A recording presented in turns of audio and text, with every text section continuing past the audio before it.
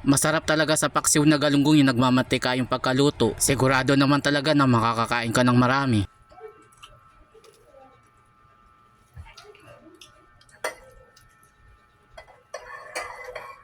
Mula nung nilagyan ng barikada yung daanan ng tren, konti na lang yung nagtitinda dito. Sa palengke sana ako pupunta para makabili ako ng mayo ulam. Nakita ko naman yung nagtitinda ng galunggong. Sariwa pa naman yung galunggong, kaya dito na lang ako bumili para hindi na rin ako lumayo. Habang tinatanggal ng bituka yung mga galunggong, bumili naman ako ng sili at saka ng luya. 50 pesos nga lang pala ang bili ko sa galunggong, isang tumpok na. Basta piliin lang ng maigi yung bibilin, siguradong makakapagluto ka ng quality na ulam. Pag uwi ko ay sinalang ko na muna yung kanin namin at nai-ready ko na rin yung mga iba ko pang sangkap na gagamitin. Nahugasan ko na rin ng mabuti yung isda. Gusto ko lang batiin yung mga taga Leyte, lalo na kay Celso Sartillo at kay Ana Marie Rivera ng Cabanatuan City. At kung nanonood ka pa rin sa aking video, paki-like and share mo naman para maraming makapanood. Pinagsama-sama ko na nga pala yung mga ingredients sa kawali. Inayos ko lang yung pagkakalagay para hindi dumikit yung mga galunggong kapag naluto. Tapos naglagay na rin ako ng crack na paminta. Dinamihan ko yung paglagay para lalong malasa yung paksiw na galunggong. Gloria Diaz ng Cabiao, Nueva Ecija, shoutout nga po pala sa inyo. Kung sakaling nanonood pa rin kayo, paki-comment nyo naman kung taga saan kayo para malaman ko kung saan napapanood yung aking video. Inayos ko lang yung pagkakalagay sa mga isda, pagkatapos naglagay naman ako ng suka. Medyo madami yung sukang inilagay ko, masarap kasi sa paksiw yung maasim. At pagkatapos naglagay na rin ako ng tubig, yung sakto lang yung inilagay ko. Madali lang naman kasi maluto yung isda, at pagkatapos ko malagyan ng tubig, tinakpan ko na para mapakuluan. Kung bago lang kayo sa page ko, welcome na welcome kayo at pakipollow na rin ako para updated kayo sa mga susunod kong video. Nagpapa-shoutout nga pala si Excelito Dumale ng San Jose, Nueva Ecija at kay Haring Solomon